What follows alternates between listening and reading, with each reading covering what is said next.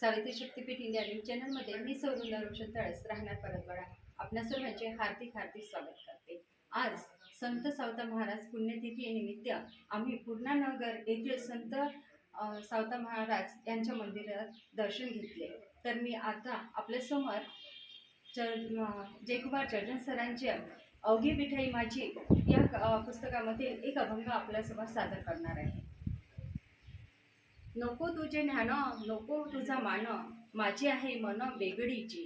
नको तुझी भक्ती, नको तुझी मुक्ती, मजा आहे विश्रांती वेगळीच। चरणी ठेवून माथा, विनविते सावता, एका पंढरीनाथा विज्ञापना। चला तर मग याचा मी थोडक्यात अर्थ सुद्धा सांगणार आहे।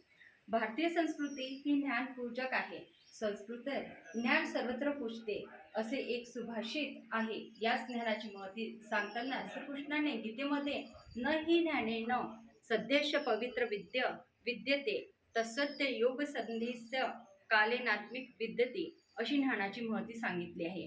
पण संत मात्र याच बाबत आपली वेगळीच भूमिका मांडताना दिसतात। ती भूमिका गीतेच्या वरील भूमिकेशी एकदम निसंगत अशी आहे। ती परंपरेला छेद देणारी असून सामाजिक बांधणी भाषा त्यात आहे। याच परंपरेला संत शिरोमणी सावता महाराज वरील अभंगात सामाजिक विद्रोहाची परंतु स्वतंत्र अशी वैचारिक मांडणी करताना दिसतात। या अभंगात ते स्वतःसाठी देवाकडे काहीही मागत नाही, उलट ते विठ्ठलाला मला तुझे ज्ञान तुझी मानही नको असल्याचे नम्रपणे सांगतात।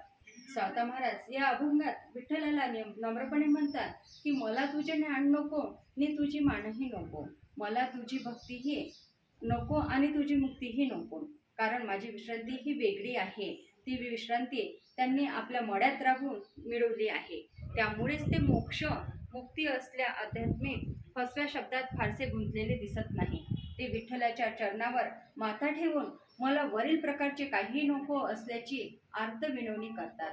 ज्ञान, भक्ती, वैराग्य आणि मुक्ती हे आध्यात्मिक परविलेचे शब्द आहेत।